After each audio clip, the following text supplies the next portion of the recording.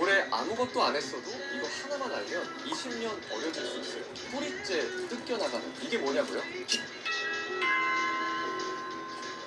안녕하세요.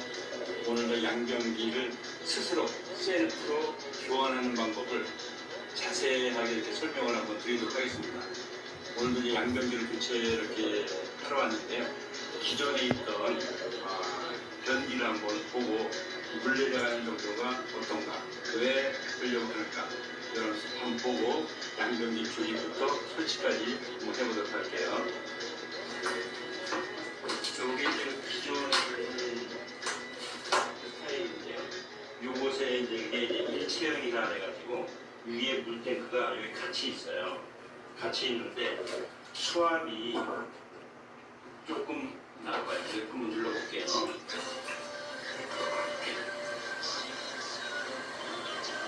이렇게 물이 완만하게 들어가서 이게 이제 아메리칸 유럽 스타일이라고 그 동양인하고 유럽 사람하고 이 농도가 틀리다 그래요.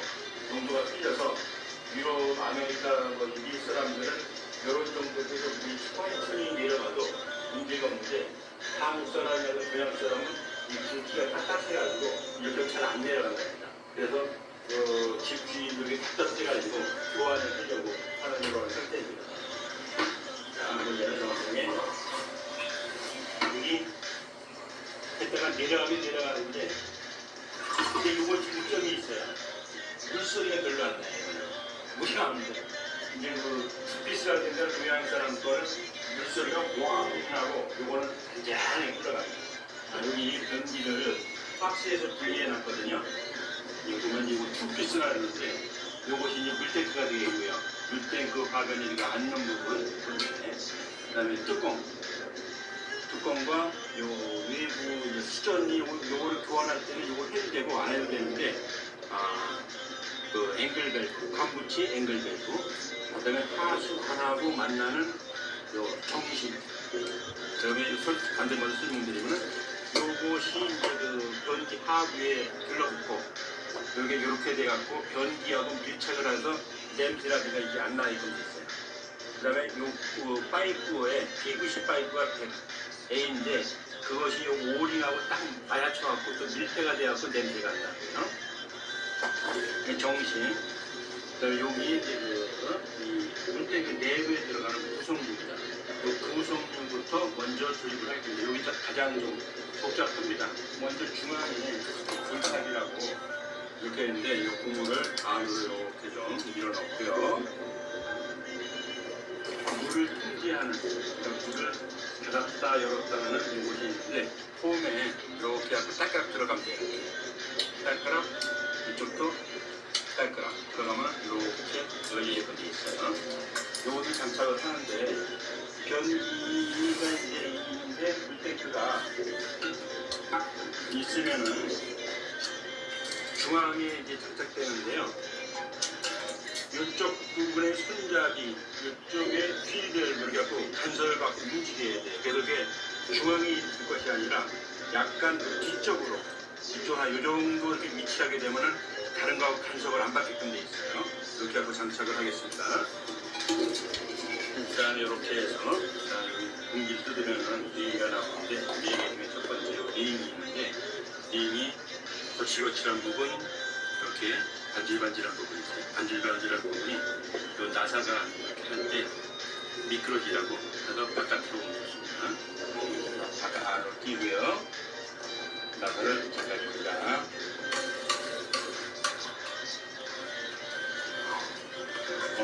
어느 잠고 여기서 위치가 정확하게 되니까 확인하고 이 정도 위치로. 그 다음에 요번에 이제 공구가 없이 요거를 이제 조립을 다 할 건데요. 공구가 없더라도 공구를 쓰는 것만큼 튼튼하게 노란색에 장착을 할 거예요. 그거의 핵심이 뭐냐면 여기에도 이제 고무가 있는데 고무들이 이게 누르면 쿠션 역할을 하잖아요. 고무가 원래 갖고 있는 본래의 성질이 있어요. 성질이 있는데 누르는데 한도 없이 이게 누르게 되면은 이게 파괴가 됩니다. 고무줄을 이렇게 늘어난다고 늘리다가 너무 많이 늘어나면 어떻게 돼요? 이게 끊어지잖아요. 그것과 마찬가지로 고무도 오듯이 압축을 하다가 한계를 벗어나면 이게 파리가 돼요. 그 한계가 한 30% 정도 눌러줘요. 그러면 안정적으로 자기가 성질을 갖고 제 역할을 다 합니다. 그래서 여기도 지금 이 속에 고무가 있었는데 이것을 잠글 때 금구로 잠가도 물론 됩니다. 하지만은 이 속에서 안으로 요 바깥으로 고무를 눌러주면서 잠그게 되면 이게 더 돌아가 이렇게 돌아가잖아요. 이렇게 돌아가면 공구를 꽉 잠그고 비슷하게 튼튼하게 잠길 수가 있어요. 그래서 공구가 없이도 요거를 잠글 수 있다 이런 말입니다. 자, 요것은 중간에 이렇게 끼워줄 겁니다.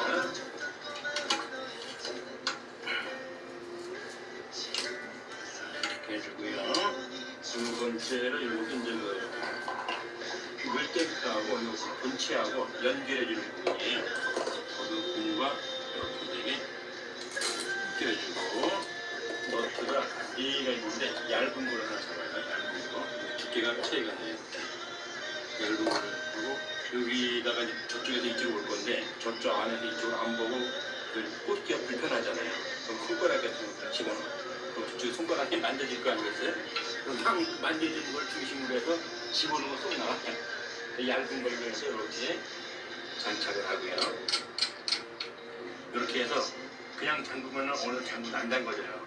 이걸 안에서 또 누르면서 하면 조금 더 돌아가요. 그럼 이제 고무가 텐션을 받으면서 딱 압박이 돼요. 그럼 세지도 않고 정확하게 장착이 됩니다. 두 번째 것도 마찬가지.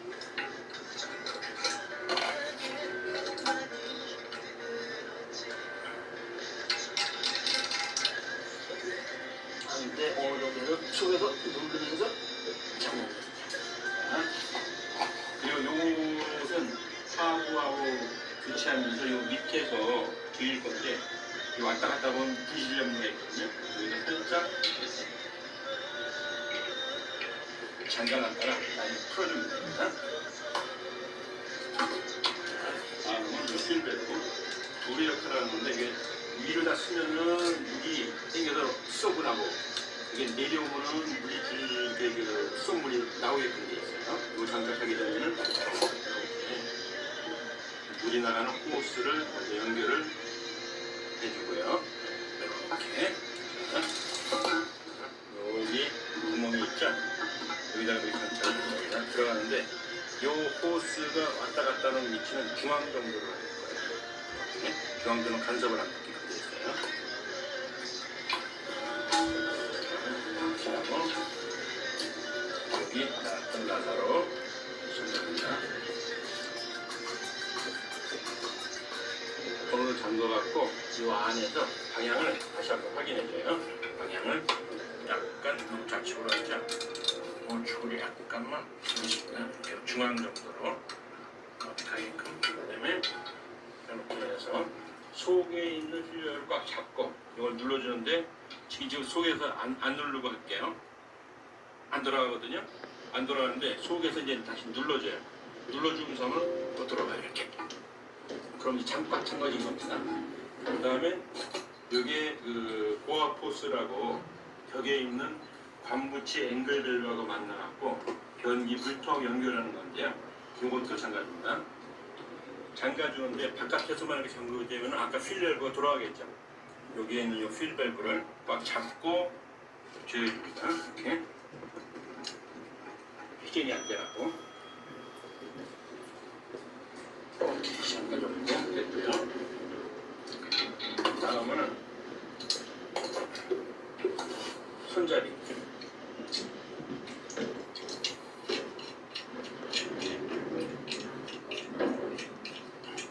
이거를 풀면은 후발 저림, 팔다리의 무기력함, 낮에 졸리고 활력이 없으며 밤에는 꿈이 많아 잠을 잘 이렇게 그 상황에 따라서 선택해서 쓰라고 두 가지가 있어요. 두 가지 중에 한 가지는 버려도 됩니다. 손잡이도 위아래가 있어요. 이렇게 홈이 있는 부분이 밑 하단, 예쁜 부분이 상단. 상단이 위로 이렇게 장착을 하고요.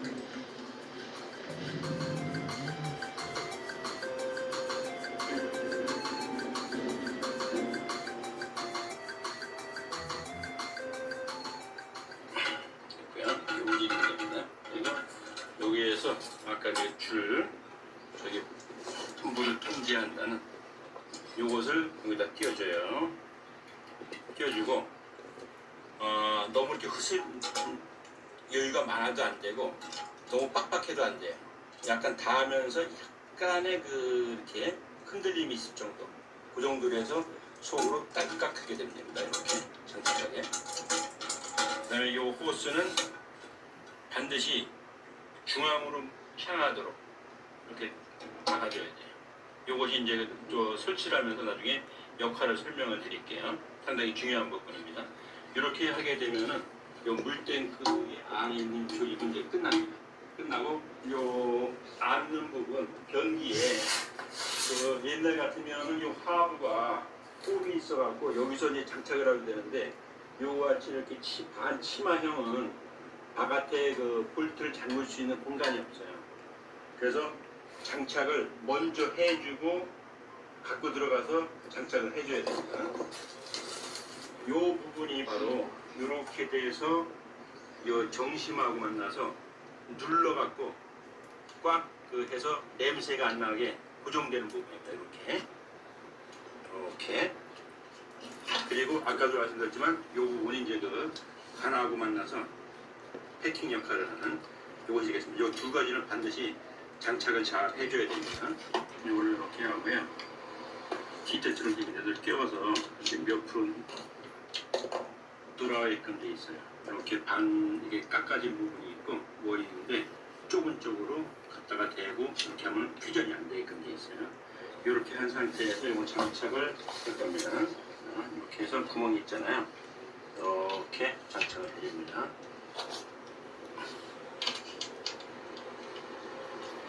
저쪽에 보이나요? 구멍 하나가 거기다가 장착을 할 겁니다. 자, 이렇게 여기다 끼워서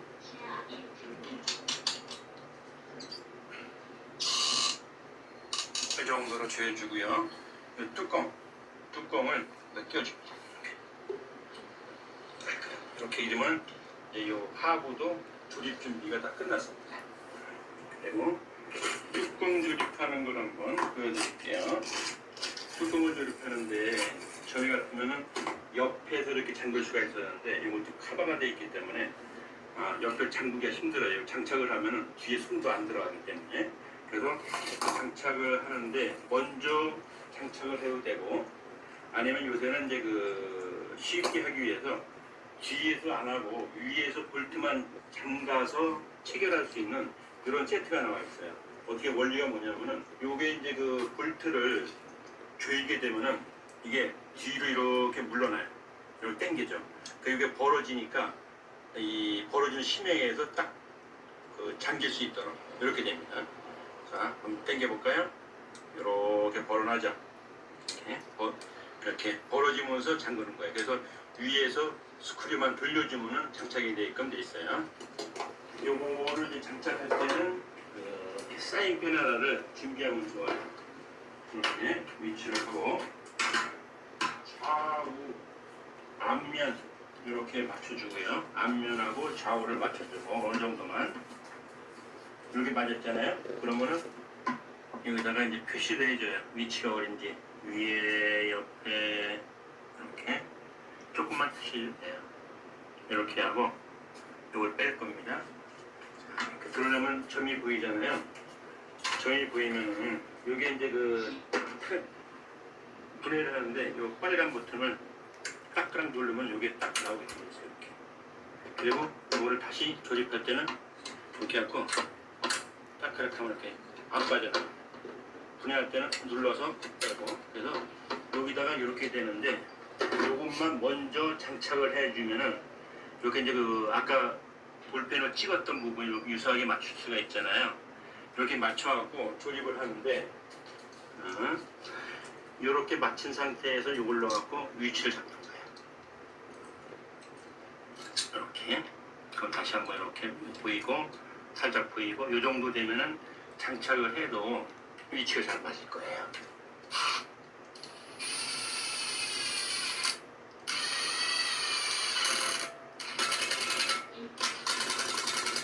이렇게 해서 나중에 이걸 갖다가 여기 끼기만 하면 됩니다. 근데 이제 그 조립할 때 불편하니까 요건 다 최종적으로 안착을 하고 이 뚜껑을 조립하도록 하겠습니다. 그래야 좀 잡기가 운반하는 데 편해요. 요 물탱크도 이 직금 장착을 하면은 좋은데 이게 지금 독이고 무게가 많이 나가요. 이 하부의 이 치마 이 부분에도 증가가 돼가지고 전에 거보다 굉장히 무거워요. 들기가 힘들어. 그래서 이 물탱크 뚜껑 이런 거는 최종적으로 장착을 하고 그 다음에 조립을 하는 이런 모습을 보여드리겠습니다. 기존의 변기 아까도 봤는데 물을 한번 다시 한번 내려볼게요. 휴지를 한번 넣을까요?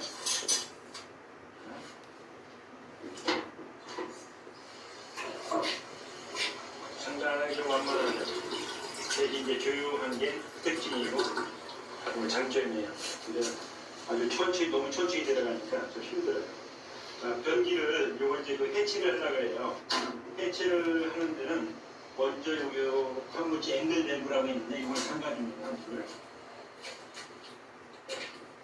여기를 꽉 잠가주고 이 안에 있는 물을 먼저 버려요.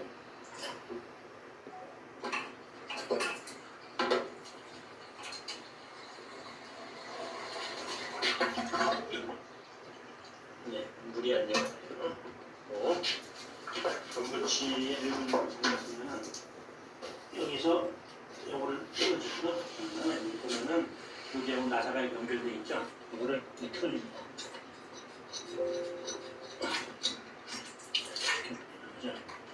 이렇게 하면은 밑에가 이제 그 분리를 하게 되면 떨어지게끔 되어 있어요. 좌우로 한번 흔들어 보겠습니다. 떨어졌네요.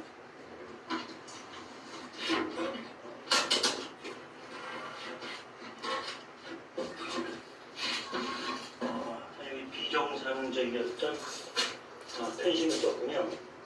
정심이 아니라 그러니까 벽에서부터 변기의 중심까지가 300mm인데 300mm가 안 될 때는 이렇게 그 편심을 씁니다. 그러니까 정심을 하는데 좀 바꿔갖고 해야 되겠어요. 이렇게 하고 분해를 하면 되고 여기 나와 있는 것은 지금 물을 옆으로 하면 아닙니다.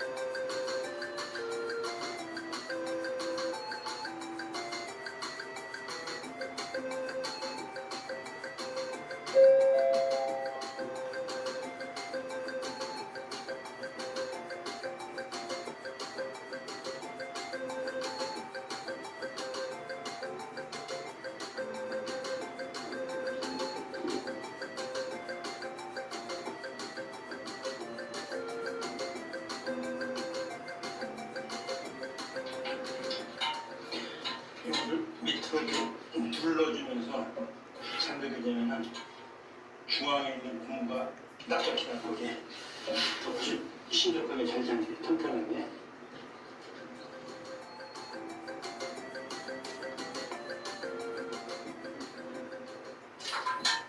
그 다음에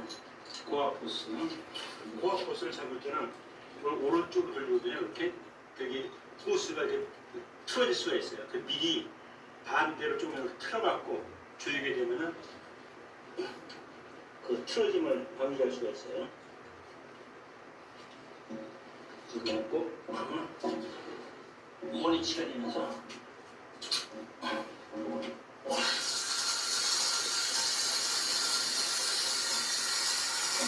아까 이 호스가 요놈이 가운데로 가야지만 여기 들어간 물이 보여요.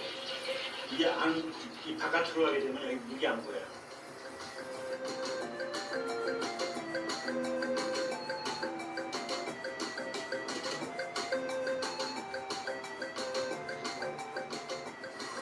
감기 끼고 눈치 보는 중요한 분들 이거 먹으면 감기가 뚝 끝이고 배가 들어가기 시작합니다. 요 부레가 쓰는데 간소히 받으면 약간 덜 될 때가 있어요. 물이 그리고 잘 넣고 조금만 조절해 주면 됩니다. 물 이 정도 보이면 적절할 것 같아요. 됐죠? 물 내려볼게요. 처음인데 우리 저 정성조리 잘 구했죠. 정서 잘 되고 있다.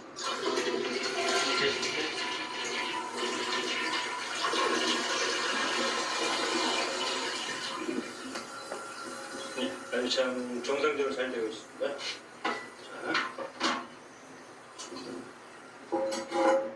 올리고 이렇게 해갖고 이 위치에서 톡 쳐주면 돼요. 다 마저 막 하는데 이거 대포형이라고 보면은 천천히 던져요. 꽝 소리가 안 나고 이렇게 하고 이제 해서 이 변기하고 이 바닥하고 시멘트로 이 테두리만 하면은 변기 교체가 이제 끝나게 되겠습니다. 시멘트를 이렇게 해갖고 하는 모습을 보여드릴게요. 물을 조금 붓고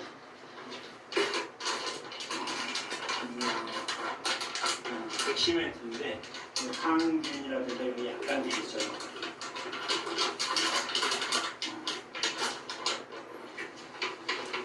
조금 이렇게 물을 먹으면 하기가 좋아요. 장갑을 넣고요.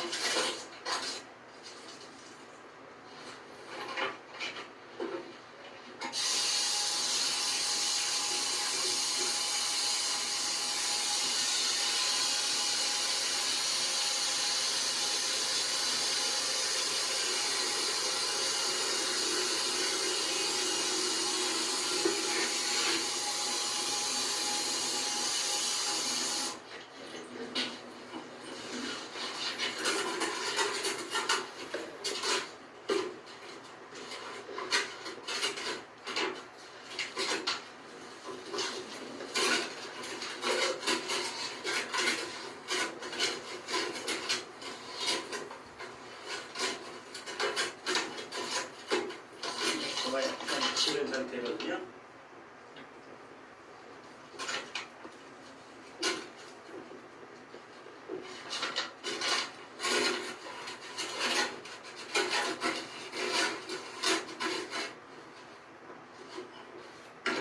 밀가루 반죽 같은 이렇게 했는데 해갖고 손에 이렇게 묻은 게 반대로 가게 이렇게 하고 이렇게 손에 안 묻어날 정도로 질기를 합니다.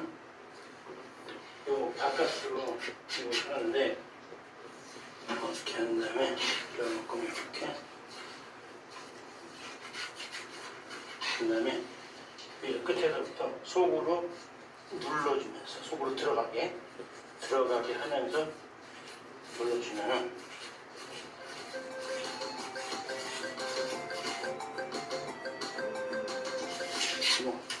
그래서 쭉 이것이 깨끗하게 되죠.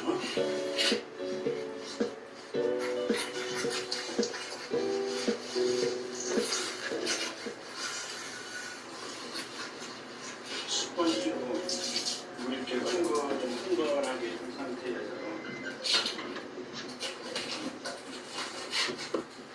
여기 한 걸 닦아줘요. 이렇게 해갖고 흥건한 상태에 쫙 닦아야죠. 이렇게.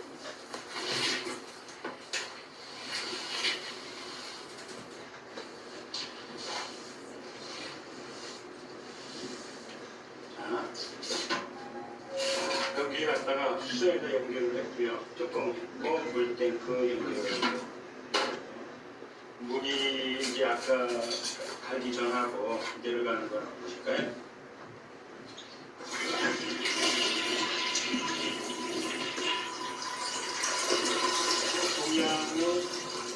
동양 사람들은 이런 정도가 돼야지 아마 만족할 겁니다. 그래서 변기 교체를 다 끝냈습니다. 밑에 그 테두리 깨끗하게 이렇게 닦고 변기 물 내려가는 정상적으로 되고 있고요. 자, 이렇게 하고 사용은 한 하루 정도 있다가 사용하면 좋습니다. 시멘트라든지 굳을 때까지. 자, 여기 변기 스스로 공부 없이 교체하는 걸 마치도록 하겠습니다. 감사합니다.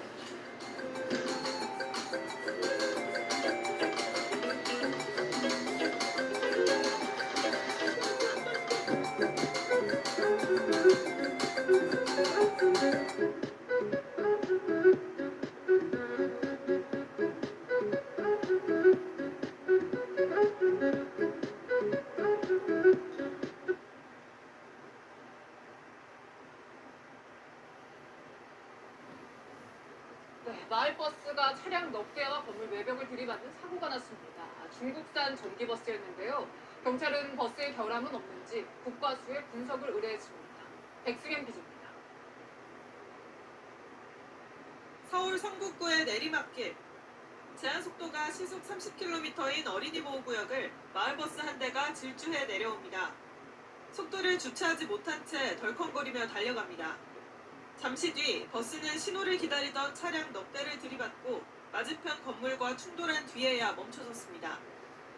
문이 안 열려서 소방차가 끌려가지고 열려서 다리를 걸어서 어제 낮 12시 반쯤 승객 9명을 태운 마을버스가 사중 추돌 사고로 인해 5명이 다쳤습니다. 사고 당시 충격으로 차량 진입을 막는 쇠기둥도 뽑혀나갔습니다. 버스기사는 경찰 조사에서 핸들과 브레이크가 작동하지 않았다고 진술했지만 버스 수입사는 운전 미숙을 주장하고 있습니다. 사고가 난 버스는 지난해 9월과 올해 1월에도 내리막길에서 미끄러지는 사고가 났던 중국산 전기버스와 같은 모델입니다. 국토교통부는 같은 버스에 사고가 잇따르자 조사에 나섰습니다. 국토부는 해당 버스가 국내 판매량이 많고 지난해 사고가 여러 번 난 만큼 우리 안전기준에 적합하게 제조됐는지 조사하는 자기인증 적합조사를 올해 시작했다고 밝혔습니다. 경찰은 이번 사고가 운전자 과실인지 차량 문제인지 따져보기 위해 사고가 난 버스를 국립과학수사연구원에 보낼 계획입니다. 채널A 뉴스 백승현입니다.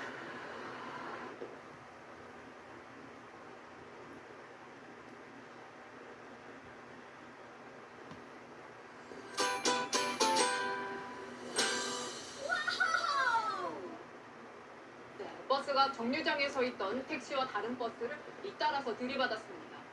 버스 승객들의 몸이 공중에 뜰 정도로 충격이 컸습니다. 이준성 기자입니다. 정류장에서 귀갓길 버스에 올라타는 승객들. 자리에 앉으려는 순간 큰 충격과 함께 갑자기 버스가 크게 흔들리고 일부 승객은 공중으로 몸이 붕 뜬 뒤 바닥에 쓰러집니다. 버스 밖 정류장에 있던 시민들도 허겁지겁 뒷걸음질을 칩니다.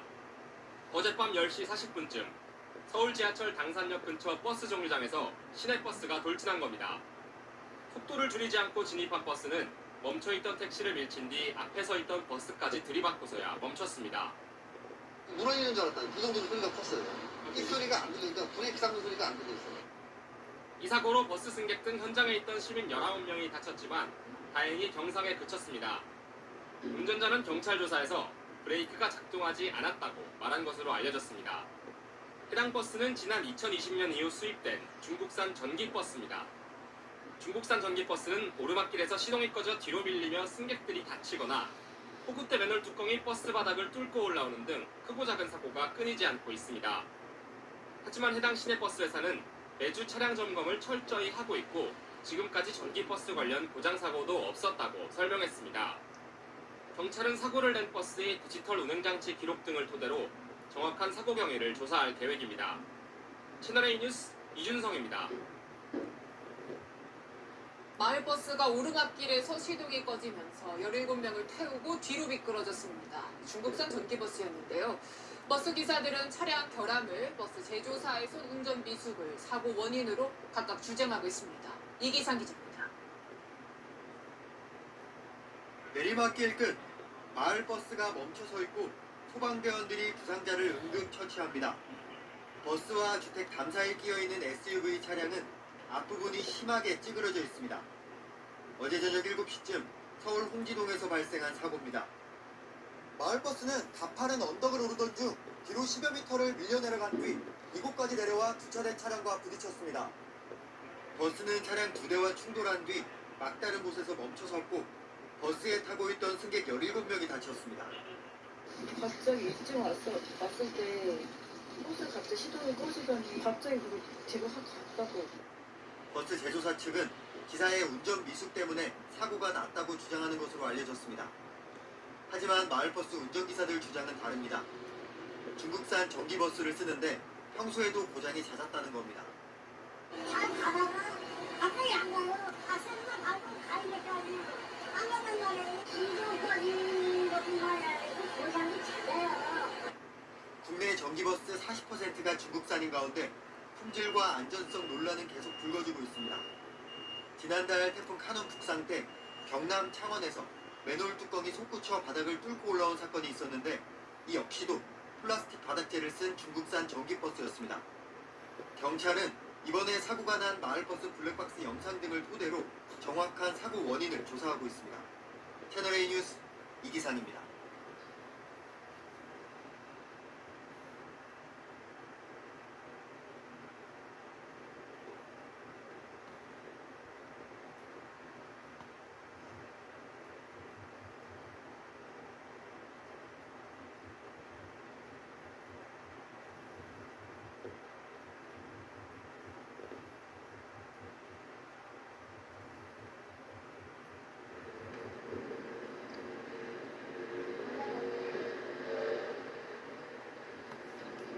어제 저녁 서울 금천구에서 자전거를 타던 초등학생이 마을버스에 치여 숨졌습니다. 도로에 주차되어 있던 차들 사이에서 자전거가 나오는 순간 사고가 난 걸로 파악됐는데 경찰은 그 버스가 제한 속도를 지켰는지 조사하고 있습니다. 최성훈 기자가 취재했습니다.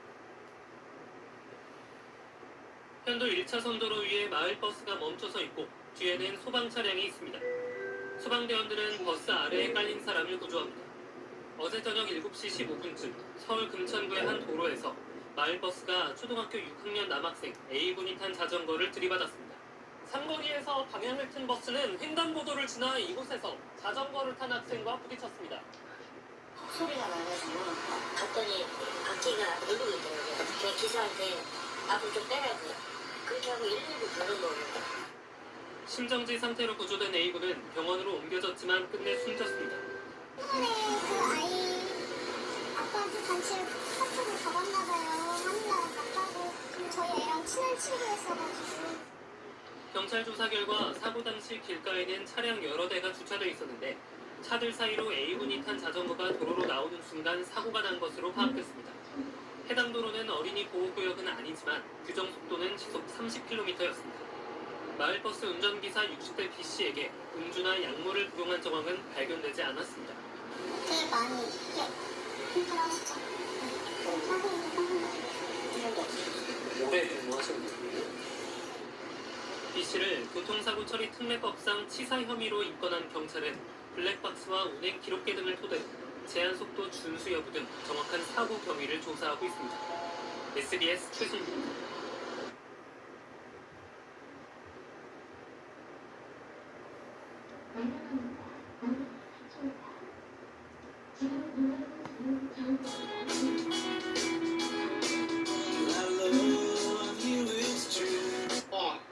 예. 저기 다름이 아니라 왜 그 재작년에 그것 때문에 어떤 친구가 뭐 어디서 얘기를 들었는지 그걸 가지고 저한테 뭐 굉장히 좀 뭐랄까 협박 비슷한 걸 해가지고 제가 지금 그 공갈죄로 고소를 해버리려고 지금 생각 중인데. 네. 예. 그때 하여간 저희들끼리 어쨌든 제가 그 현장에서 잘 모르고 떠났지만 나중에 하기로 해서 큰 문제는 없는 걸로 돼 있었고요. 네. 예. 저도 이제 합당한 어떤 보상을 좀 해드린 걸로 제가 기억을 하고. 네, 병원 차수리비하고 병원비하고 해서 제가 얼마 받은 걸로 알고 있습니다. 예. 근데 그래서 이 친구가 갑자기 또 엉뚱한 소리를 해대가지고. 어떤 친구가요? 예, 우리 선생님이 차에 봤는데 무슨 젊은 여자가 타고 있었더라 이런 얘기를 했다고 저한테 협박을 해가지고. 네. 그런 사실이 없었거든요, 아시는 것처럼. 네. 예, 선생님도 물론 차 안을 확인하시진 않았지만 당연히 아셨으리라고 보고요. 네. 예, 근데 아무튼 그런 식으로 저를 하여간 좀 위협을 해가지고. 네. 아이고 내가 이게 참 얼굴 팔아가지고 살려가지고 산다는 게 참 피곤하구나 요즘 그렇게 생각을 하고 있습니다. 안 그래도. 네. 누가 그렇게 생각하는 거죠? 모르겠어요. 선생님을 만나본 적도 없는 것 같은데 하여간 레카차 운전하시는 분이 그렇게 얘기를 했다고 저한테 거짓말을 해야 되는 바람에. 네. 예. 아무튼 그래서 이 친구를 그냥 고소를 해야 되는 그런 상황이 돼버렸는데. 네. 예, 혹시 나중에 만에 하나 네. 증언이라도 좀 필요하시면 네. 그때 좀 말씀을 해주실 수 있겠어요? 글쎄요. 그건 조금. 왜냐면 지금은 제가 그쪽 업체에 없는데 예. 그럼 아직 이쪽 일을 하고 있는데, 아, 그렇죠. 예. 근데 뭐 막말로 이렇게 그 다음에는 모를 것도 아니고, 그러게 말이에요.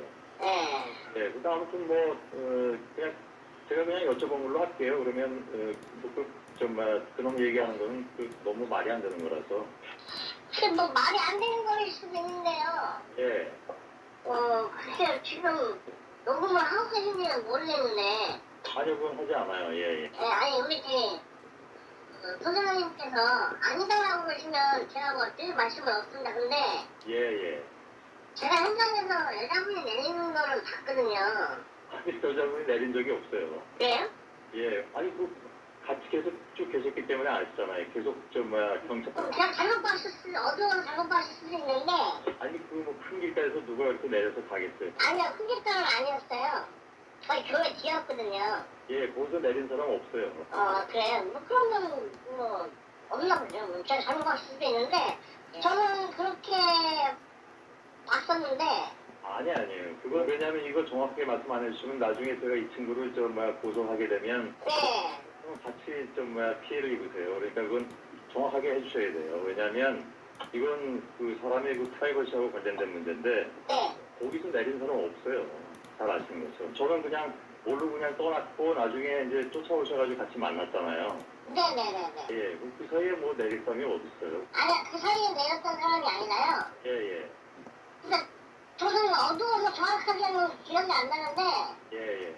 이미 그 자리에서 그분이 내렸고, 아니, 내린 사람이 없어요. 정말로 없어요. 예, 그런 건 없나 보죠. 제가 잘못 봤을 수도 있죠, 그거는. 그럴 리가 없어요. 그렇게 해서 이제 우리 선생님께서 이제 훈련을 나가는데 저를 치셨고, 예. 그 다음에 이제 제가 선생님 차량을 두들기면서 멈추라고 했는데 맞아요. 예. 안 멈추시고 그냥 가셨어요. 그래서 제가 따라갔던 거고요. 차가 막 이제 덜컹덜컹 보이가면 뒷포장 그렇죠, 예. 예, 그래서 저는 그걸 모르고 그냥 제가 또 그때 소피가 좀 마려워가지고 급히 떠났거든요. 예. 아니 그러면 그 상황에서 만약에 제가 두들기고 이렇게 했으면 그분이 내렸다가도 왜 그러냐고 물어봤을 수도 있는데 그런 건 없었으니까. 그걸 전혀 제가 몰랐어요. 예. 그냥 막 떠났다가 나중에 만나뵙고 그래서 그건 현장 이탈은 아니라고 제가 얘기를 들었고요. 예. 그러니까 이 친구가 하여간 이상한 소리 해야 돼가지고. 예. 그래서 이제 제가 혹시 친구가 또 선생님한테 엉뚱한 소리 할까봐. 그 사람 이름이 뭐예요? 정확하게 잘 몰라요. 그래요? 예. 근데 만약에 잘못된 일이 있으면 예. 해드려야죠. 어쨌든 그런 거 가지고 나쁘게 하면 잘못된 거니까 그거는. 예. 그 선생님한테 이렇게 나중에 지원해달라 이런 얘기는 분명히 안 할 텐데. 네네네. 예, 그래서 하여간 그거 정확하게 해야 되기 때문에. 근데 아까 말씀하신 것처럼 누가 내렸다 이 사실은 정말 아니에요. 예. 그럼 제가 잘못 봤을 수도 있어요. 그러면 어두웠으니까 그쪽에는. 완전히 불빛이 하나도 없었거든요. 예. 예. 특히 네. 그 이제 부딪히기 전에 말씀하시기를 부딪히기 전에 상황이잖아요. 네, 그렇죠. 예, 근데 그때도 내린 사람은 없어요. 네, 만약에 내렸던 사람이 있다 그러면 부닥치고 제가 이렇게 차를 두들겼을 때 예. 와서 왜 그러냐라고 얘기를 했겠죠. 근데 그런 건 없었으니까 제가 착하게 했을 수도 있어요. 그럼 어두워서. 네. 예. 알겠습니다. 예. 이게 근데 아직도 그런 나쁜 짓을 하고 다니는 사람도 있어요. 참 제가 그때 그냥 경찰하고 같이 얘기를 했으면 그냥 얘기가 깨끗한데 이런 식으로 그냥. 아무튼 예. 오늘 뜨세요. 예. 잘못된 거는 저희 해야죠. 예. 잘 알겠습니다. 예. 사업 잘 하시고요. 예, 고맙습니다. 예. 위험에 처한 아이들을 위한 긴급 식수 요청 영상입니다. 혐의 등과 관련해 손석희 JTBC 사장을 설 연휴 이후에 조사할 예정이라고 밝혔습니다. 또 송 사장과 견인차 기사 간 통화 녹취가 공개되며 공승자문란도 이어졌습니다. 김지수 기자입니다. 지난 2017년 4월 손석희 JTBC 사장은 과천의 한 교회 주차장에서 차량 접촉 사고를 냈습니다. 당시 사고를 당한 견인차 기사 A씨가 손 사장과의 통화 내용을 언론에 공개했습니다. 손 사장은 통화에서 A씨에게 당시 사건으로 프리랜서 기자 김모 씨에게 협박을 당하고 있다고 말합니다. A씨가 당시 차에 동승자가 타고 있다는 이야기를 했다는 게 이유라며 사실이 아니란 것을 재차 확인했습니다. 이에 A씨는 정확히 기억은 안 나지만 누군가 내리는 것을 봤다고 답하며 봤다 아니다를 놓고 몇 차례 말이 오갑니다. A씨는 손 사장의 차량이 사고 직후부터 계속 달렸고 이후 신호에 걸려 차 트렁크를 두드렸지만 무시하고 출발했다고 말합니다. 통화가 이뤄진 시점은 프리랜서 기자 김씨가 손 사장을 폭행 혐의로 신고했다고 폭로하기 하루 전인 지난 23일 김씨는 오늘 손 사장이 폭행 사실을 인정하고 사과하며 모든 것을 용서하겠다며 본인에 대한 공갈 협박 등의 고소도 무고를 묻지 않겠다고 입장문을 냈습니다. 경찰의 손 사장 조사는 설 연휴 이후에 이뤄질 예정입니다. 손 사장은 폭행 사건의 피혐의자 조사와 공갈 미수와 협박 혐의로 김씨를 고소한 고소인 신분 조사를 동시에 받게 됩니다. 경찰 관계자는 여전히 내사 단계이지만 폭행 혐의가 드러나면 절차에 따라 정식 수사로 전환할 예정이라고 밝혔습니다. 연합뉴스 TV 김지승입니다.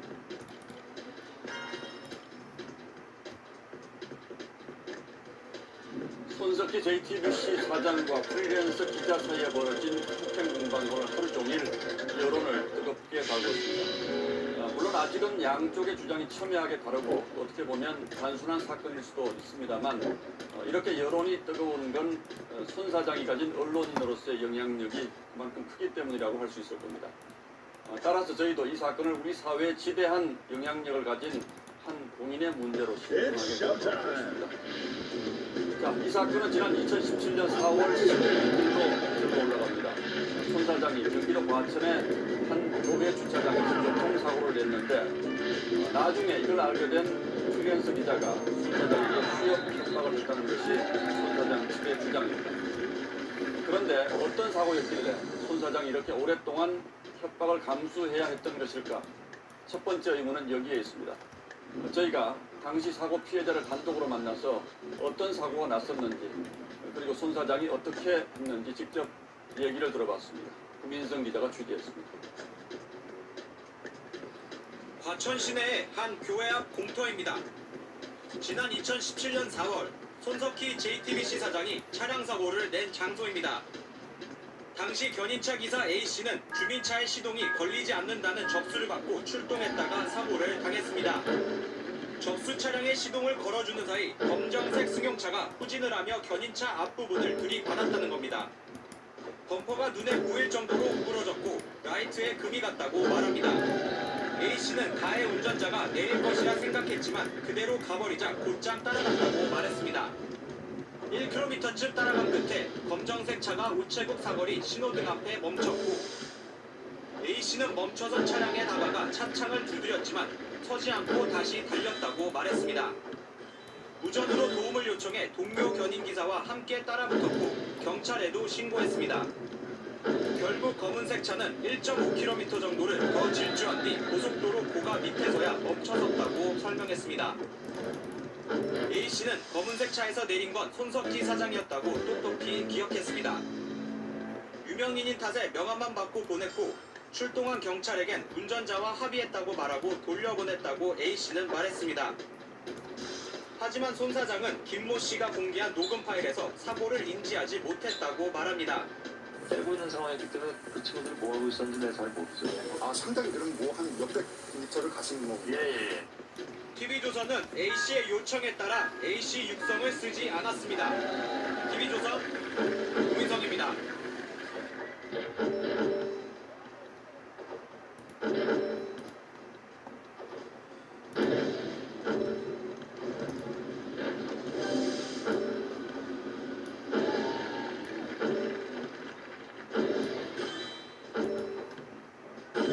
경찰이 폭행 혐의 등과 관련해 손석희 JTBC 사장을 설 연휴 이후에 조사할 예정이라고 밝혔습니다. 또 손 사장과 견인차 기사 간 통화 녹취가 공개되며 공승자 논란이 이어졌습니다. 김지수 기자입니다. 지난 2017년 4월 손석희 JTBC 사장은 과천의 한 교회 주차장에서 차량 접촉 사고를 냈습니다. 당시 사고를 당한 견인차 기사 A씨가 손 사장과의 통화 내용을 언론에 공개했습니다. 손 사장은 통화에서 A씨에게 당시 사건으로 프리랜서 기자 김모 씨에게 협박을 당하고 있다고 말합니다. A씨가 당시 차에 동승자가 타고 있다는 이야기를 했다는 게 이유라며 사실이 아니란 것을 재차 확인했습니다. 이에 A씨는 정확히 기억은 안 나지만 누군가 내리는 것을 봤다고 답하며 봤다 아니다를 놓고 몇 차례 말이 오갑니다. A씨는 손 사장의 차량이 사고 직후부터 계속 달렸고 이후 신호에 걸려 차 트렁크를 두드렸지만 무시하고 출발했다고 말합니다. 통화가 이뤄진 시점은 프리랜서 기자 김씨가 손 사장을 폭행 혐의로 신고했다고 폭로하기 하루 전인 지난 23일. 김씨는 오늘 손 사장이 폭행 사실을 인정하고 사과하면 모든 것을 용서하겠다며 본인에 대한 공갈 협박 등의 고소도 이번에 놓지 않겠다고 입장문을 했습니다. 경찰의 손 사장 조사는 설 연휴 이후에 이뤄질 예정입니다. 손 사장은 폭행 사건의 피해자 조사와 공갈 미수와 협박 혐의로 김씨를 고소한 고소인 신분 조사를 동시에 합니다. 경찰 관계자는 여전히 내사 단계이지만 폭행 혐의가 드러나면 절차에 따라 정식 수사로 전환할 예정이라고 밝혔습니다. MSTV 김기성입니다.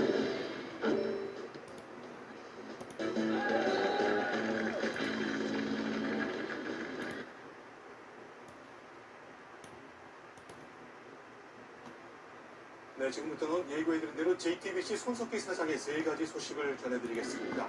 먼저 채널A 취재진은 2017년 4월 과천 주차장에 있었던 견인차 운전기사를 단독 인터뷰했습니다. 접촉 사고 후에 그냥 떠나던 손 사장이 투자를 받고 그때 그 운전기사죠. 손 사장이 차량 뒷트렁크를 세게 두드렸지만 그냥 운전해 갔다는 주장을 폈습니다. 먼저 박번영 기자의 나도 보도입니다. 경기 과천시의 교회 앞 공터입니다. 손석희 JTBC 사장이 운전하는 승용차가 후진 도중 김모 씨의 견인 차량과 부딪히는 사고를 낸 건 2017년 4월 16일 밤이었습니다. 김 씨는 견인차에 후진을 내고도 손 사장 차량이 바로 골목길을 빠르게 빠져나갔다고 말했습니다. 골목길이가 이렇게 빨리 달릴 수는 없는데 미친듯이 달렸습니다. 왜 이렇게 가까이 가면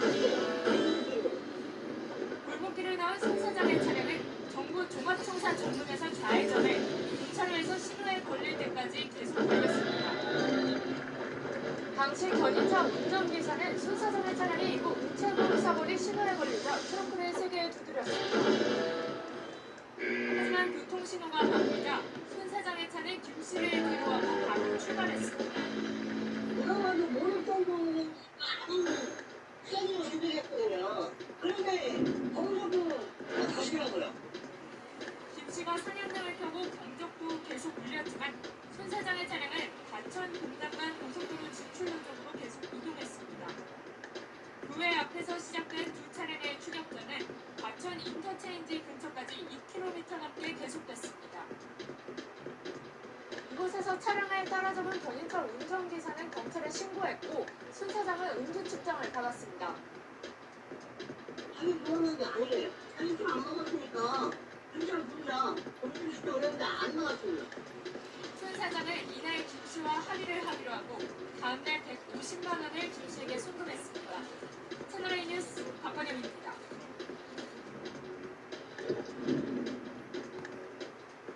손석희 JTBC 사장이 폭행 혐의로 최근 경찰의 수사 대상에 올랐습니다. 손석희 사장이 지난 2017년 경기도 과천의 한 주차장에서 견인차와 접촉사고를 냈다는 게 이 모든 이야기의 시작입니다. 저희는 접촉사고 당사자의 진술이 없는 상황에서 명확한 사실관계를 파악하기 어렵다고 판단해서 그동안 이 소식을 전해드리지 않았습니다. 그런데 저희 취재진이 이 손석희 사장과 접촉사고 당사자가 통화한 내용을 입수했습니다. 이 통화는 이 손석희 사장 관련 무릎 보도가 나오기 하루 전인 지난주 수요일에 이루어진 겁니다. 지금까지 나온 내용과 달리 이 통화는 직접 사고 당사자끼리 나눈 대화여서 가장 사실에 근접한 내용이라고 봤고 또 접촉사고 피해자의 주장인 만큼 여러분께 전해드리기로 결정했습니다. 먼저 오정현 기자. 지난 2017년 4월 손석희 JTBC 사장은 과천 한 주차장에서 차량 접촉 사고를 냈습니다. 그리고 1년 반이 훌쩍 지난 23일 오후 손 사장이 피해자 A씨에게 전화를 걸었습니다. 프리랜서 기자 김웅씨 폭행 논란 보도 하루 전입니다. 손 사장은 A씨에게 간단히 안부를 물은 뒤 당시 사고 건으로 협박당하고 있다고 말합니다. 무슨 젊은 여자가 타고 있었더라 뭐 이런 얘기를 했다고 저한테 협박을 해가지고 그런 사실이 없었거든요. 하지만 A씨 말은 다릅니다. 소장님께서 아니다라고 그러시면 제가 뭐 드릴 말씀은 없습니다. 근데 제가 현장에서 여자분이 내리는 거를 봤거든요. 맞다 아니다 몇 차례 말이 오간 끝에 A씨가 잘못 봤을 수도 있지만 자신은 그렇게 봤다고 하자 손 사장이 경고성 발언을 합니다. 이거 정확하게 말씀 안 해주시면 나중에 제가 이 친구를 고소하게 되면 그럼 같이 피해를 입으세요. 정확하게는 기억이 안 나는데 이미 그 자리에서 그분이 내렸고 아니 내린 사람이 없어요. 정말로 없어요. 이번엔 피해자 A씨가 사고 이후 상황에 대해 묻습니다. 손 사장을 쫓아가 차 트렁크를 두드렸지만 손 사장이 멈추지 않고 그냥 갔다는 겁니다. 손 사장은 몰랐다고 답합니다. 제가 저를 쫓았고 그 다음에 이제 제가 선생님 차를 쫓으면서 멈추라고 했는데 안 멈추시고 그냥 가셨어요. 소방관이 이제 덜컹덜컹 거리가 비포장 그렇죠. 그래서 저는 그냥 그랬던 말해가지고 그렇게 떠났거든요. A씨는 SBS와의 통화에서 몰랐을 리가 없다고 주장했습니다. 사고를 해가지고 그렇게 본네 트렁크를 깜빡 두드리는데 몰랐다고요? 또 A씨는 차량뿐 아니라 자신도 직접 피해를 입었다고 주장했습니다. 허리 부분에 있는 친구니까 뒤로 빌리면서 트렁크를 제가 친 거죠. 그러면서. 입장차가 있는 만큼 손 사장 측 설명을 듣기 위해 여러 차례 통화를 시도했지만 연결이 되지 않았습니다.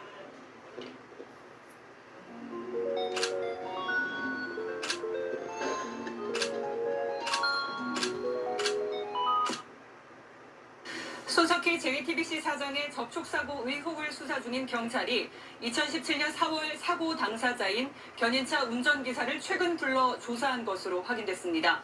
운전기사는 동승자를 봤다는 그동안의 입장을 번복한 것으로 전해집니다. 홍영재 기자의 보도입니다. 손석희 JTBC 사장은 2017년 4월 16일 밤 과천의 한 교회 주차장에서 후진을 하다 A씨의 견인 차량과 부딪히는 사고를 냈습니다. 당시 손 사장은 후속 조치 없이 현장을 빠져나갔고 쫓아온 A씨와 150만 원에 합의했습니다. 이 사건을 놓고 벌어진 프리랜서 기자 김웅씨와 손 사장의 맞고소 공방을 수사 중인 경찰이 지난주 A씨를 참고인 신분으로 불러 조사했습니다. A씨는 경찰 조사에서 사고 자체는 경미했고 동승자는 보지 못했다고 진술한 것으로 전해집니다. 언론에 공개된 손 사장과의 전화통화에서 사고가 나기 전 차에서 동승자가 내리는 걸 본 것 같다고 한 자신의 발언과는 다른 진술입니다. 경찰은 김웅 기자가 이 사건을 빌미로 손 사장에게 무리한 취업 청탁을 요구했다는 혐의와 관련해 A씨의 진술 토대로 손 사장이 김 기자로부터 얼마나 압박을 느꼈는지 이에 따라 혐의 적용이 가능한지 검토 중입니다. 고발장이 접수된 손 사장의 뺑소니 의혹은 사건 장소가 아닌 경기 과천경찰서로 이첩된 상태입니다. 경찰은 손석희 사장의 폭행 혐의 고소인이자 공갈미수 및 협박 혐의 피고소인인 신분인 김웅 기자를 조만간 불러 조사할 계획입니다. TV조선 홍인혜입니다.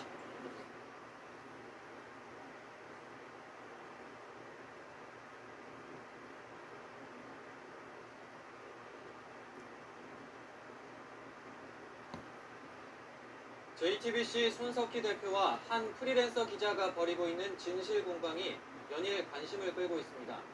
경찰은 설 연휴 이후에 손 대표를 소환해서 조사할 방침입니다. 김우준 기자의 보도입니다.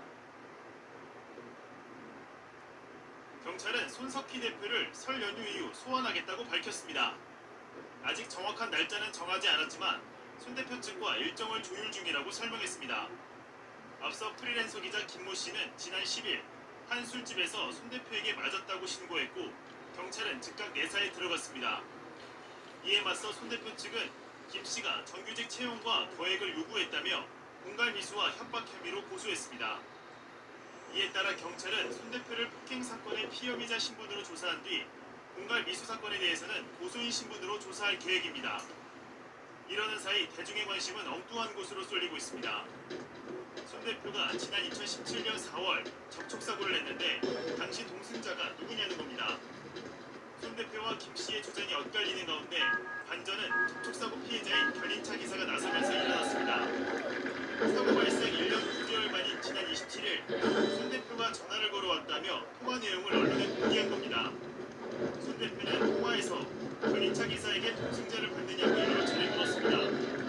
견인차 기사는 30대 중후반의 여성을 만나고 답하자 손 대표는 정확하게 말하지 않으면 나중에 피해를 볼 수 있다고 경고했습니다. 동승자 문제에 대해 경찰은 본질에서 벗어난 사안이라면서도 상황에 따라 수사 대상에 들어갈 수도 있다고 말했습니다. YTN 김우준입니다. JTBC 손석희 대표와 프리랜서 기자가 진실 공방을 벌이면서 정리했습니다. 경찰은 설 연휴 이후 손석희를 소환해 조사에 마쳤습니다. 김우준 기자가 보도합니다. 경찰은 손석희 대표를 설 연휴 이후 소환하겠다고 밝혔습니다. 아직 정확한 날짜는 정하지 않았지만 손 대표 측과 일정을 조율 중이라고 설명했습니다. 앞서 프리랜서 기자 김모 씨는 지난 10일 한 술집에서 손 대표에게 맞았다고 신고했고 경찰은 즉각 내사에 들어갔습니다. 이에 맞서 손 대표 측은 김 씨가 정규직 채용과 거액을 요구했다며 공갈 미수와 협박 혐의로 고소했습니다. 이에 따라 경찰은 손 대표를 폭행 사건의 피혐의자 신분으로 조사한 뒤 공갈 미수 사건에 대해서는 고소인 신분으로 조사할 계획입니다. 이러는 사이 대중의 관심은 엉뚱한 곳으로 쏠리고 있습니다. 손 대표가 지난 2017년 4월 접촉사고를 냈는데 당시 동승자가 누구냐는 겁니다. 손 대표와 김 씨의 주장이 엇갈리는 가운데 반전은 접촉사고 피해자인 견인차 기사가 나서면서 일어났습니다. 사고 발생 1년 9개월 만인 이 야구 게임은 절대 하지 마세요. 너무 재미있어서 멈출 수 없을지도 몰라요. 하얀 박스 안에 정확히 타격하거나 화면을 슬라이드해서 예측 불가능한 변화구를 던져보세요. 전략과 조작의 와... 중후반의 여성을 봤다고 답하자 손 대표는 정확하게 말하지 않으면 나중에 피해를 볼 수 있다고 경고했습니다. 동승자 문제에 대해 경찰은 본질에서 벗어난 사안이라면서도 상황에 따라 수사 대상에 들어갈 수도 있다고 말했습니다. YTN 김우준입니다. 흡연자분들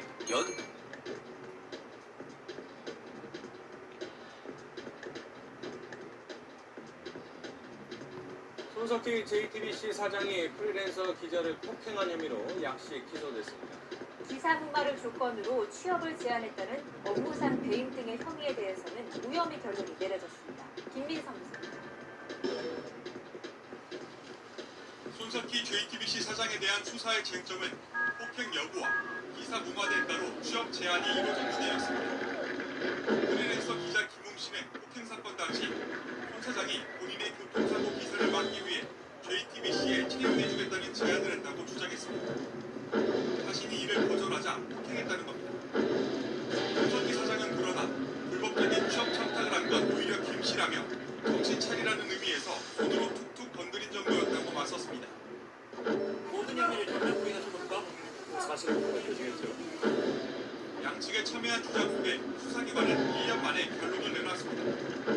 쟁점이 된 건 취업 청탁이냐 제한이냐에 대해서는 김 씨가 손 사장의 교통사고 기사를 무마해주는 대가로 채용과 금품을 요구한 점이 인정된다고 봤습니다. 서울 서부지검은 이에 따라 김 씨를 공갈 미수 혐의로 불구속 기소하고 손 사장의 업무상 배임 혐의는 무혐의 결론냈습니다. 다만 김 씨를 폭행한 점은 인정된다며 손 사장을 벌금형에 처해달라고 약식 기소했습니다. 검찰은 또 손석희 사장에 대한 부고와 협박, 명예훼손 등의 혐의에 대해서도 혐의가 없다고 결론 내렸습니다. YTN 김민선.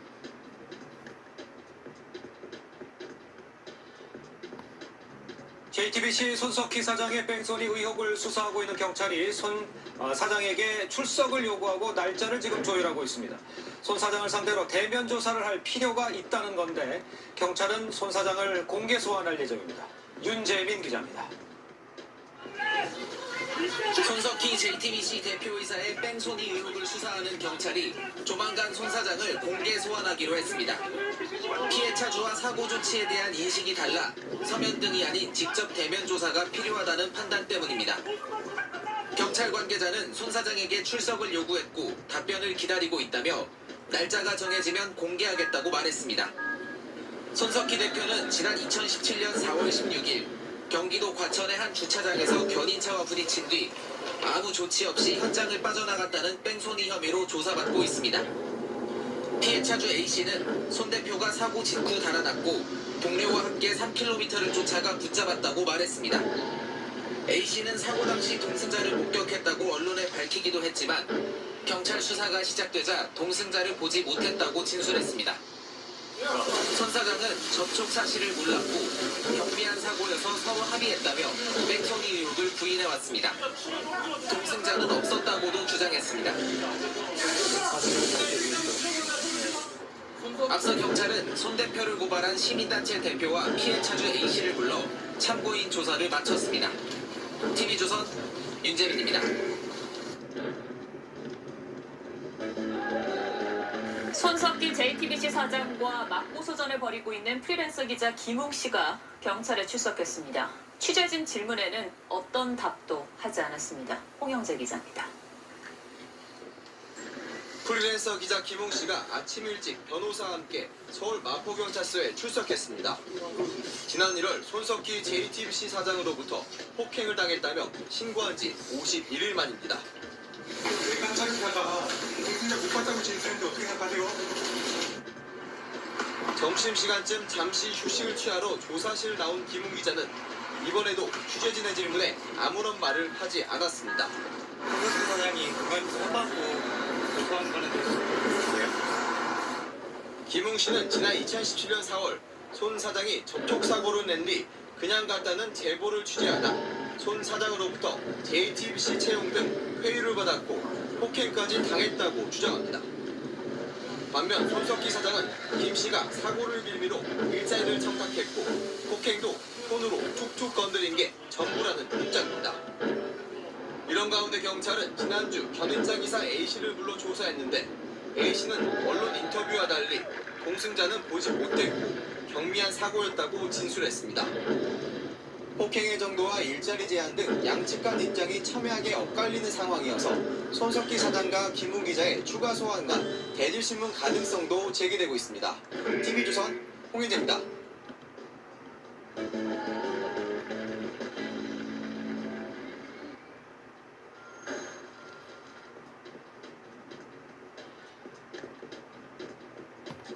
JTBC 손석희 대표이사가 프리랜서 기자 폭행 협박 사건과 관련해 경찰 조사를 받고 있습니다.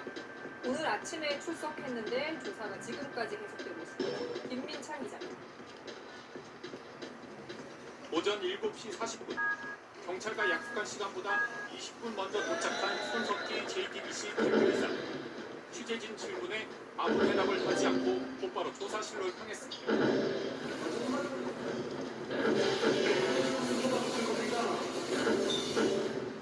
손 대표는 고소인이면서 동시에 피고소인이기도 하고 또 개인 미수 혐의로 고발당한 비고발인이기도 하고 여러 사건에 대한 진술을 녹음하나야 하다 보니 조사는 12시간을 넘겨 이어지고 있습니다. 우선 프리랜서 기자 김 씨를 고소한 사건에 대해 손 대표는 2년 전 발생한 접촉사고 취재를 빌미로 김 씨가 JTBC 취업을 집요하게 요구하며 협박했다고 주장하고 있습니다. 반면 김 씨는 손 사장이 먼저 기자직 채용을 제안했다고 반박해왔습니다. 경찰은 또 김 씨가 폭행과 협박, 명예훼손 혐의로 손 사장을 고소한 사건에 대한 진술도 듣고 있습니다. 김 씨는 손 사장이 주먹으로 얼굴과 어깨를 3차례 때렸다고 주장하고 있지만 손 사장 측은 손으로 툭툭 건드린 게 전부라고 해명해왔습니다. 이와 함께 보수단체인 자유청년연합이 손 대표가 회사 돈으로 김 씨를 지원하려고 했다며 대인 미수 혐의로 고발한 사건도 조사하고 있습니다. 경찰은 오늘 밤 늦게까지 손 사장을 조사한 뒤 조만간 김웅 씨를 소환할 계획입니다. MBC 뉴스 김민찬입니다.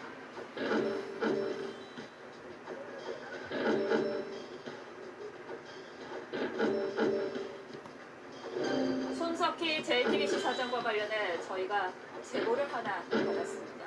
이 내용을 보도하는 것이 개인에 대한 과거 캐내기인 건 아닌지 의심을 끝에 영향력 있는 언론인인 점을 고려해 제보자의 주장을 전해드리고 시청자 여러분들께서 판단해 보시라는 의미에서 보도하기로 결정했습니다. 지난 2010년, 그러니까 9년 전 일인데요. 그때도 손 사장이 오토바이와 접촉사고를 낸 뒤 사고 수습 없이 그냥 가버렸다는 의혹입니다. 최근 알려진 손 사장의 과천 접촉사고와 상황이 너무도 흡사해 제보하게 됐다고 알렸습니다. 백연선 기자의 보도입니다. 서울에서 식당을 운영하는 A씨는 9년 전 강남 한복판에서 오토바이를 타고 가다 한 차와 접촉사고가 났습니다.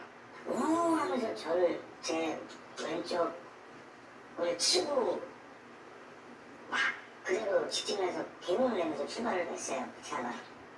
피해자는 자신과 부딪히고 사고 수습 없이 떠나버린 차를 300m쯤 추격해 따라잡았습니다. 장마가 찢어질 정도로 추격해서 꽤 아팠어요. 팔꿈치가. A씨는 신호에 걸린 차의 창문을 두드렸습니다. 창문에 이렇게 열라고 제가 창문을 쳤어요. 그제서야 한 5cm 정도 열렸어요, 창문이.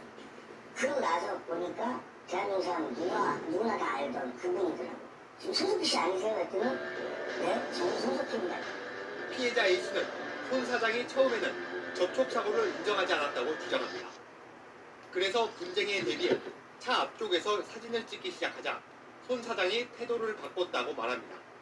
사진을 찍으니까 아까 그때서야 문을 열고 급하게 손석희 씨가 차에서 내렸어요. 강하게 난리를 하면서 사진을 찍지 마시라고. 조수석에 다른 어떤 젊은 여성이 있었어요. 나이가 굉장히 젊으신 분이었고. 피해자 A씨는 당시 합의금 명목으로 손 사장이 30만 원을 입금했다며 입금 명세서도 제시했습니다. 이분은 처음이 아니구나. 10년 전에 저한테 그렇게 하고 가셨던 그 사람과 지금이 너무 똑같아서 그래서 제가 두렵지만 제보를 하게 됩니다. 손 사장의 변호인은 사실관계 확인 질문에 폭행 사건과 무관하고 공소시효가 지난 일을 답변할 필요가 없는 것 같다고 말했습니다. TV조선 백연상입니다.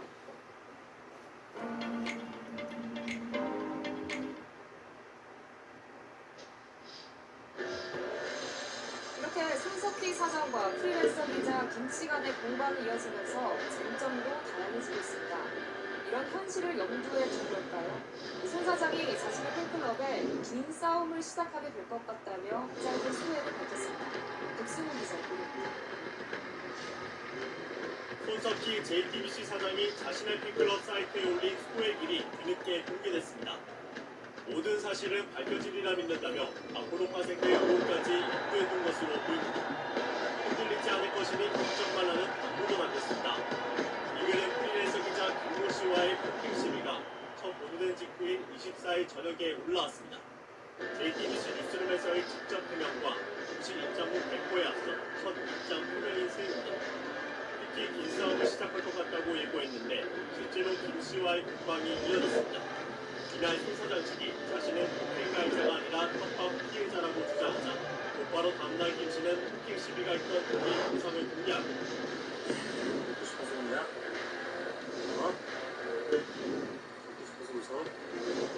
손 사장의 재작년 4월 16일 밤 행적을 둘러싼 의혹도 제기했습니다. 이에 대해 손 사장 측은 공승자는 없었다, 의혹도 허위라는 추가 입장문을 내놨습니다. 또 김 씨는 손 사장이 먼저 JTBC 취업과 투자를 제안했다고 주장한 반면 수전 모여있는 제안이었습니다. 지금 모여있는 손 사장은 김 씨의 공갈 협박 증거는 수사기관에 모두 제출하겠다고 밝혔습니다. 채널A 뉴스 백수입니다.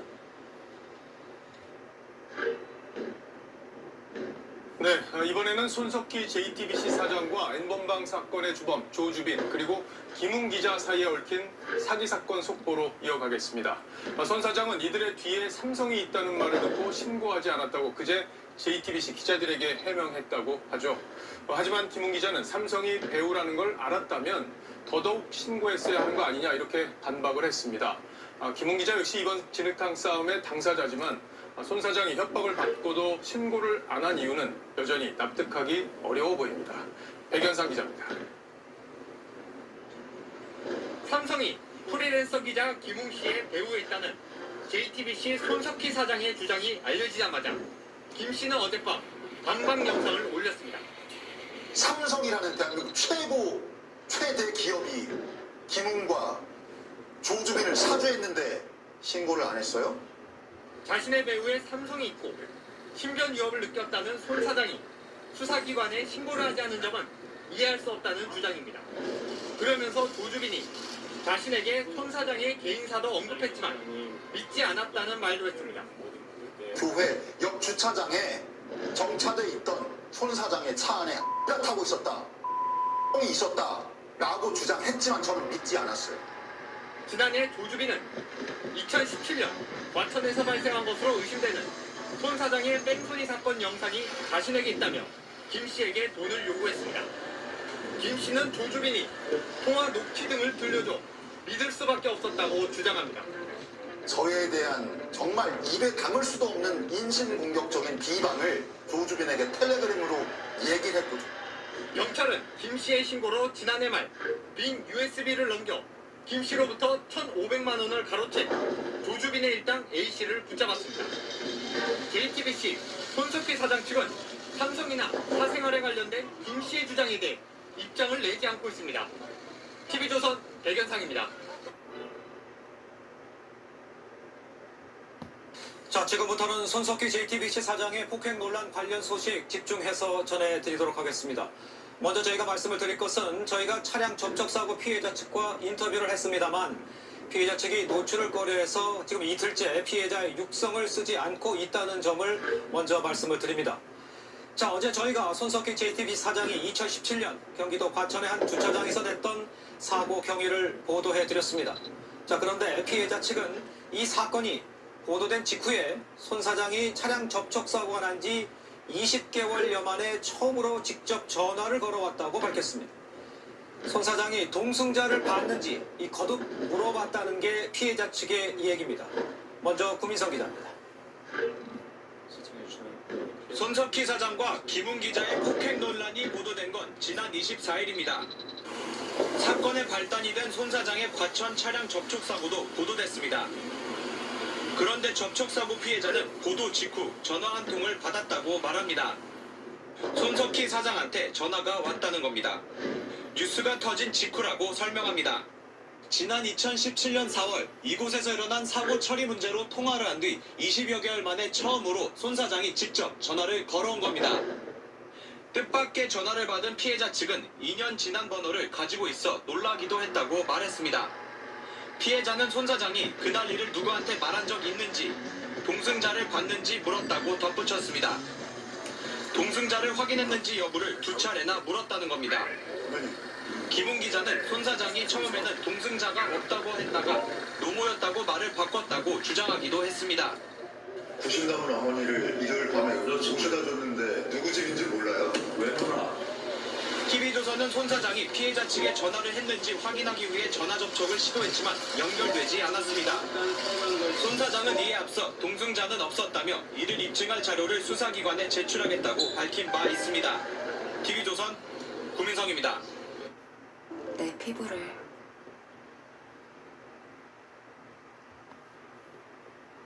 손석희 JTBC 사장과 차량 접촉 사고 피해자 사이에 최근 전화통화 녹취 파일을 저희 취재진이 입수했습니다. 1년 8개월 전의 사고 내용을 놓고 두 사람의 진술은 엇갈렸습니다. 고정현 기자.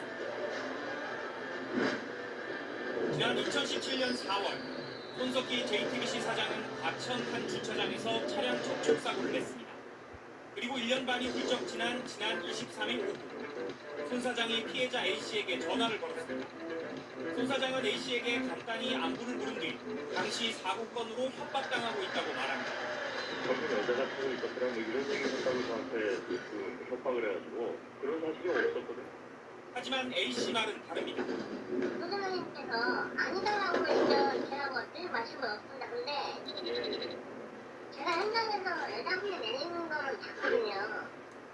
봤다 아니다. 몇 차례 말이 오간 끝에 A씨가 잘못 봤을 수도 있지만 자신은 그렇게 봤다고 하자 손 사장이 경고성 발언을 합니다. 이거 정확히 말씀 안 해주시면 나중에 제가 이 친구를 고소하게 되면 네. 그럼 같이 진행을 해주세요. 정확하게는 기억이 안 나는데 예. 이미 그 자리에서 그분은 내렸고 아니, 그런 사람이 없어요. 정말로 없어요. 이번엔 피해자 A씨가 사고 이후 상황에 대해 묻습니다. 저를 주셨고 예. 그 다음에 이제 제가 고객님 선생님 차량을 두들기면서 멈추라고 했는데 맞아요. 안 멈추시고 그냥 가셨어요. 차가 막 덜컹덜컹 거기가 비포장 그렇죠, 예. 그래서 저는 그걸 모르고 입장차가 있는 만큼 손 사장 측 설명을 듣기 위해 여러 차례 통화를 시도했지만 연결되지 않았습니다. SBS 구정현입니다.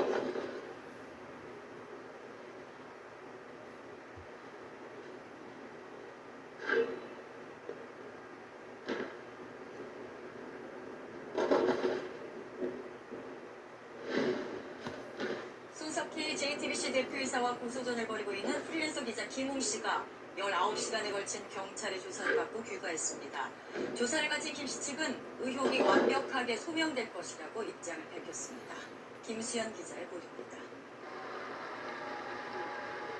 손석희 JTBC 대표이사를 폭행 치상 등의 혐의로 고소한 프리랜서 기자 김웅 씨가 오늘 새벽 19시간에 걸친 경찰 조사를 받고 귀가했습니다. 저희가 기반한 사건은 혐의가 없음을, 그다음에 제가 고소한 사건에 대해서 혐의를 입증하도록 하겠습니다. 조사 직후 말을 아꼈던 김 씨는 오늘 새벽 기자회견을 자청해 자신이 손 대표를 협박했다는 의혹은 사실이 아니라고 주장했습니다. 지금 상식적으로 그 JTBC 사옥의 사장실로 찾아가서 협박을 할 수 있는지 일단 의문이고. 김 씨는 폭행 치상과 협박, 명예훼손 혐의로 손 대표를 고소한 고소인이자 공갈비수와 협박 혐의로 손 대표로부터 고소당한 피고소인 신분으로 조사를 받았습니다. 경찰은 김 씨를 상대로 주점에서 손 대표가 폭력을 행사했는지, 아울러 김 씨가 손 대표에게 기사를 빌미로 취업을 청탁하는 등 협박했는지를 집중 조사했습니다. 앞서 김 씨는 지난 1월 서울 마포구의 한 일식주점에서 손 대표에게 맞았다며 경찰에 신고했습니다. 김 씨는 손 대표가 연루된 교통사고 제보를 취재하던 중 손 대표가 기사화를 막기 위해 JTBC 기자직 채용 등을 제안했으며 이를 거절하자 폭행했다고 주장해왔습니다. 이에 손 대표는 김 기자가 불법적으로 취업을 청탁했으나 뜻대로 되지 않자 오히려 협박한 것이라며 공갈 미수와 협박 혐의로 김 씨를 고소했습니다. 손 대표는 앞서 지난달 16일 19시간에 걸친 경찰 조사를 받고 자신에게 제기된 의혹에 대해 전반적으로 부인한다 했습니다. KBS 뉴스 김수현입니다.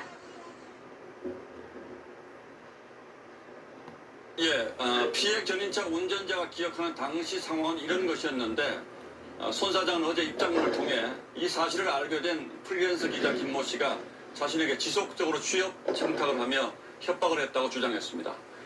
그러나 김 씨는 손 사장으로부터 폭행을 당했다는 지난 11일 직접 찍은 동영상을 공개하며 손 사장의 주장을 반박하고 있습니다.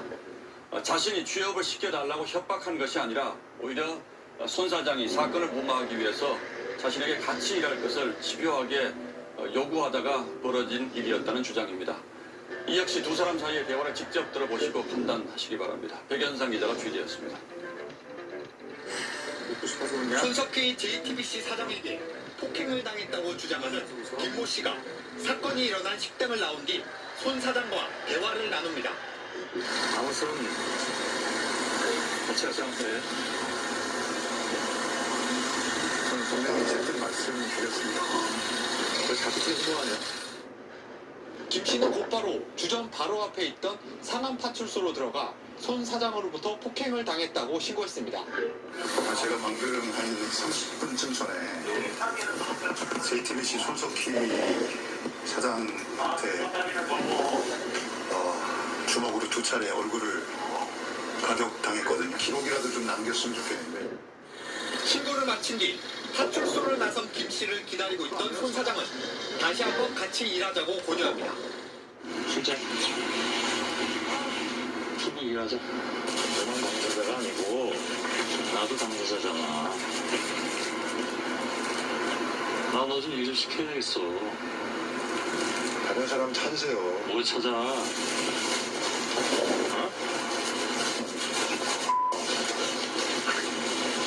이해하자. 손 사장은 김 씨에게 더 대화를 나누자고 합니다.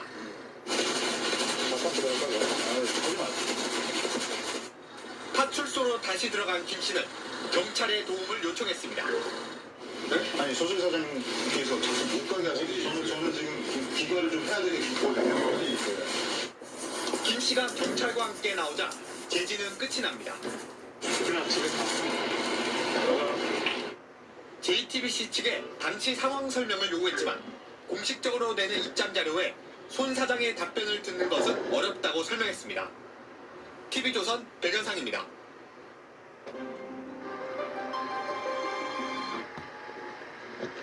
이번 사건과 관련해 양측은 당시 사건을 각각 다르게 설명하며 첨예하게 대립하고 있습니다. 무슨 일이 있었던 것인지 양측의 주장을 토대로 백연상 기자가 알려드리겠습니다. 손석희 JTBC 사장이 발표한 입장문입니다. 손 사장은 하반신상 출신인 김 씨와 약 4년 전부터 알게 됐는데 방송사를 그만둔 김 씨가 오랫동안 자신에게 정규직에 지나는 조건으로 취업 청탁을 해왔다고 밝혔습니다. 또 2017년 4월 주차장에서 후진을 하다 접촉사고를 냈는데 이를 알아채지 못하고 자리를 떠났고 이후 김 씨가 이 사건을 듣고 찾아와 취업 청탁과 돈까지 요구했다는 겁니다. 사실과 주장은 엄연히 다르다는 말씀만 드리겠습니다. 사법당국에서 모든 것을 밝혀 주시려고 믿고 그러나 앞으로도 끊임없이 뉴스를 진행해 나가겠습니다. 하지만 김 씨의 주장은 전혀 다릅니다. 김 씨가 쓴 입장문을 보면 손 사장 측이 자신이 취재하고 있는 기사 소개를 조건으로 협박했다는 주장을 하고 있지만 손 사장이 먼저 JTBC 채용을 제안한 것이라고 말했습니다.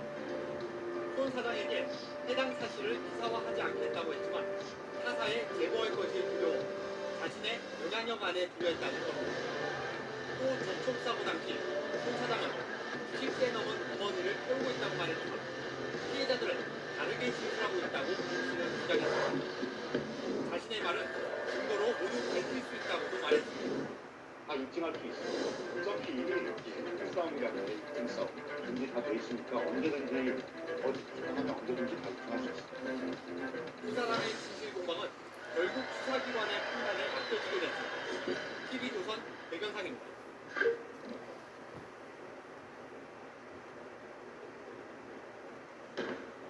과 배임 등의 혐의로 고소 고발된 손석희 JTBC 대표가 19시간 동안 경찰 조사를 받고 기대했습니다. 사실이 곧 밝혀질 것이다라고 말했는데요. 경찰은 손 대표에게 폭행을 당했다고 주장하는 프리랜서 기자도 조만간 소환할 예정입니다. 김진우 기자입니다. 손석희 JTBC 대표가 경찰서를 나서고 있습니다. 어제 아침 7시 40분 경찰에 출석한 지 19시간 만입니다. 손 대표는 포토라인에서도 간결하고 명료했습니다. 모든 혐의를 전면 부인하신 겁니까? 사실이 곧 밝혀지겠죠. 손 대표의 폭행과 배임 등의 의혹은 지난달 10일 상암동의 한 일식 주점에서 촉발됐습니다. 술자리를 함께한 프리랜서 기자 김웅 씨가 손 대표에게 맞았다고 경찰에 신고한 겁니다. 김 씨는 손 대표가 연루된 교통사고의 기사화를 막기 위해 손 대표가 JTBC 기자 채용을 제안했으나 자신이 거절하자 폭행했다고 주장했습니다. 그렇지만 손 대표는 불법적인 취업 청탁을 한 건 오히려 김 씨라면서 김 씨를 공갈 미수와 협박 혐의로 검찰에 고소했습니다. 그러자 이번엔 김 씨가 손 대표를 폭행, 치상과 협박, 명예훼손 혐의로 맞고소했습니다. 손 대표는 청년연합 대표로부터도 배임 혐의로 고발당했습니다. 폭행 사건이 알려진 것을 막고 김 씨에게 용역사업을 제안한 행위가 배임이라는 것. 경찰은 손 대표에 대한 이번 조사에서 현재 제기된 의혹 전반을 조사한 것으로 전해졌습니다. 경찰은 손 대표의 진술 내용을 검토한 뒤 조만간 폭행당했다고 주장하고 있는 김 씨를 부를 계획입니다. 장시간의 조사에도 불구하고 손 대표는 말을 더듬는 기자에게 여유를 보이기도 했습니다. 그 증거 관련해가지고 죄송하죠. 예, 그 증거 관련해서